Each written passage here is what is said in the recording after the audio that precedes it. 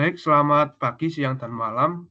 Perkenalkan kami dari kelompok 11 dengan tugas analisis pengukuran kerja. Di sini kami akan membahas mengenai pengantar dari materi yaitu objektif metrik. Sebelumnya perkenalkan, saya Zulkarnain Widodo. Dan saya sendiri Rifanda Reza Sevi. Baik, langsung kepada materinya. Jadi, OMAX atau Objective Matrix adalah suatu metode yang dipakai untuk mengukur produktivitas secara parsial. Nah, ini untuk intinya adalah untuk mengetahui bagaimana tingkat produktivitas di setiap divisi perusahaan. Jadi, OMAX sendiri dalam penggunaannya itu menggabungkan antara kriteria produktivitas yang disusun menggunakan tabel, yang antar kriterianya itu akan saling berhubungan.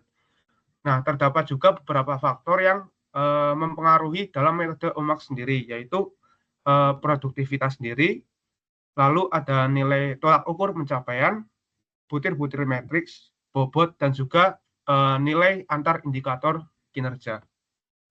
Next. Sebelumnya, berikut merupakan produktivitas. Nah, produktivitas sendiri bisa diartikan sebagai keterkaitan atau pengaruh antara input dan output dalam suatu sistem produksi. Produktivitas juga bisa disebut sebagai rasio antara volume output yang dibandingkan dengan jumlah input yang sebelumnya dipakai di perusahaan. Next. Fungsi OMAX sendiri yaitu sebagai tolak ukur dari produktivitas. Yang kedua juga bisa digunakan sebagai sarana untuk mengidentifikasi atau memperjelas adanya masalah dalam produktivitas itu sendiri. Lalu bisa juga digunakan sebagai alat untuk memantau bagaimana perkembangan produktivitas yang dilaksanakan oleh perusahaan. Apakah nilai input dan output itu sudah sesuai atau antara input dan output terdapat banyak kekurangan yang terjadi. Next. Lalu ada juga kelebihan dan kekurangan dari penggunaan objektif metrik. Kelebihan yang pertama yaitu objektif metrik sendiri sederhana dan mudah dipahami. Metode ini disebut sebagai relatif sederhana dan juga bisa dipahami oleh berbagai pihak dari kalangan yang tidak harus orang yang ahli, tetapi orang-orang umum juga bisa untuk mengerti dari kriteria OMAX sendiri. Lalu alat ini juga tidak rumit dan tidak membutuhkan keahlian khusus. Kelebihan yang lainnya yaitu akses data yang mudah. Data yang diperlukan umumnya bisa diperoleh dan tidak membutuhkan penilaian-penilaian yang rumit. Lalu penggunaan OMAX juga fleksibel, dapat disesuaikan dengan kondisi dan permasalahan spesifik yang dihadapi oleh perusahaan. Namun, di lain sisi, penggunaan matriks ini juga memiliki kekurangan. Yang pertama yaitu proses penentuan bobot ini setiap indikator bersifat sedikit subjektif sesuai dengan pemberi nilai dari matriks sendiri. Lalu metode ini tidak secara jelas menunjukkan hubungan antar berbagai faktor. Lalu kemudian juga hasil analisis yang didapat bisa menjadi bias jika data yang digunakan tidak valid. Yang terakhir adalah hasilnya bisa berupa indeks, sehingga untuk digunakan sebagai analisis itu sebenarnya kurang mendalam. Next. Berikut merupakan model atau penerapan dari struktur objektif metrik. Nah, yang pertama itu ada 3 blok yang utama itu. Yang pertama ada definition block. Definition block ini digunakan sebagai tahap perencanaan dan identifikasi. Di sini kita menentukan kriteria apa saja yang akan diukur atau faktor-faktor kunci yang mungkin bisa mempengaruhi kinerja yang sedang dianalisis. Misal, kriteria jumlah unit produksi, kriteria rasio cacat produk, dan sebagainya. Lalu kemudian ada juga yang namanya quantification block. Ini adalah tahap pengukuran dan pemberian skor. Ini merupakan inti dari metrik sendiri, yaitu di mana di tahap ini itu setiap kriteria yang telah ditentukan di blok di definisi, kita mengukur performa aktualnya dan memberi nilai berdasarkan skala yang ditetapkan. Lalu juga ada weight and value block. Nah, ini merupakan tahap penilaian akhir dan menunjukkan hasil dari perhitungan. Lalu di sebelah kanan juga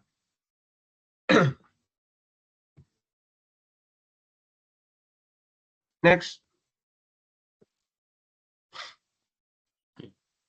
Oke, selanjutnya ada urutan untuk menyusun model OMAX atau langkah-langkah cara menyusun model OMAX.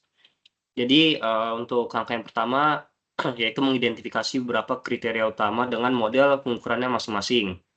Kemudian langkah kedua, skala kinerja menggunakan level 3 hingga 10, di mana level 3 adalah kondisi awal dan level 10 adalah target perusahaan. Kemudian ada kinerja tujuan atau target untuk setiap kriteria ditetapkan oleh kesepakatan manajemen puncak perusahaan. Selanjutnya untuk langkah keempat, pencapaian kinerja diukur secara linear pada skala antara level 3 hingga level 10. Berikut merupakan rumusnya, yaitu delta XL min H sama dengan YH min YL per XH min XL. Yang mana untuk keterangannya yaitu XH yaitu level high atau tinggi, kemudian XL itu level rendah atau low, kemudian YH sama dengan angka pada level high, dan yang terakhir YL sama dengan angka pada level low. Untuk langkah selanjutnya yaitu fleksibilitas kontraprestasi diletakkan di bawah level 3 dengan level 0 sebagai batas minimum. Kemudian setiap kriteria kinerja memiliki bobot berbeda, yang mana totalnya 100, untuk mencerminkan tingkat kepentingannya. Kemudian untuk langkah 7, pada akhir periode kinerja aktual dihitung dan dimasukkan ke baris performance, lalu dikonversi ke level 0 sampai 10 pada baris level. Selanjutnya, setiap level kemudian dikalikan dengan bobot kriteria untuk mendapatkan value. Jadi, value itu didapatkan dengan bobot kriteria dikalikan dengan setiap levelnya. Selanjutnya, untuk langkah terakhir, jumlah dari seluruh value merupakan indeks kinerja yang menggambarkan total pencapaian kinerja unit bisnis perusahaan. Oke, next. Jadi ini adalah contoh dari studi kasus yang mana sebuah perusahaan manufaktur komponen otomotif di PT Mekarjaya ingin meningkatkan kinerja departemen produksinya. Manajemen menggunakan objektif matriks atau OMAX untuk mengukur kinerja dengan beberapa kriteria utama. Data berikut dikumpulkan untuk periode Januari tahun 2003. Yang mana untuk kriteria productivity-nya, yang pertama ada kecepatan dalam pelayanan, kemudian keterlambatan, antrian, waktu menganggur, waktu absen, dan waktu komplain, jumlah komplain. Dan ini untuk satuannya atau unitnya ada menit per manusia, menit per hari, kemudian satuan manusia, menit per hari, dan menit per WK. Nah, kemudian untuk ini adalah the worst performance atau performansi terburuknya atau paling bawah, yang mana ini untuk angka-angkanya ada 10, 60, 8, 60, 10, dan 7. Kemudian ini expected performance atau performa terbaiknya ada angka 2, 10, 2, 15, 2, dan 0. Kemudian untuk best performance atau nilai dasar atau bisa juga disebut nilai aktualnya, yang mana ada 4, 45, 5, 30, 4, dan 5. Selanjutnya ini ada performansi pengukurannya di bulan 30 Desember 2003. Dan ini bisa dilihat ada 3, 30, 5, 40, 5, dan 2. Nah, dan ini untuk jawabannya. Jadi untuk langkah pertama, cara mengisinya, kita mengisi dulu untuk productivity kriterianya yang terdapat di atas ini. Yang tadi udah saya sebutkan, itu ada kecepatan pelayanan, keterlambatan, dan lain sebagainya. Dan ini untuk nilai performance-nya dari soal ada 3, 30, 5, dan sebagainya. Bisa ditulis di sini. Nah, untuk langkah selanjutnya, kita menulis untuk skor dari level skornya. Yang mana untuk level skornya ini ada 0, 3, dan 10. Nah, untuk 0, 3, dan 10 ini terdapat pada soal yang saya sebutkan tadi. Contoh di level 0 ini ada 10, 60, 8, 60, 10, dan 7. Nah, bisa dilihat 10, 60, 8, 60, dan 10, dan 7. Nah, sama halnya dengan di level 3 dan 10. Nah, kemudian untuk mengisi yang lainnya bagaimana? Oke, jadi saya akan contohkan di level 1 dan level 2. Nah, pada level 1 ini saya kasih contoh perhitungan pada gambar di kanan ini. Yang mana untuk rumusnya yang saya jelaskan tadi, yaitu YH min YL per XH min XL. Di mana 4 min 10 per 3 min 0. Ini dari mana? Jadi 4 min 10 ini dari nilai di skornya ini. 4 sama 10. Kenapa 4, 10? Karena yang terisi tadi hanya ini aja. Hanya ini saja, yaitu di level 3 dan 0. 4 min 10. Kemudian per 3 min 0. Nah, 3 min 0 ini yaitu dari level skor di yang kanan ini. 3 sama 0. Nah, bisa dilihat hasilnya min 2. Yang mana min 2 ini menunjukkan pengurangan sebesar 2. Bisa dilihat dari angka 10, kemudian ke 8, ke 6, ke 4.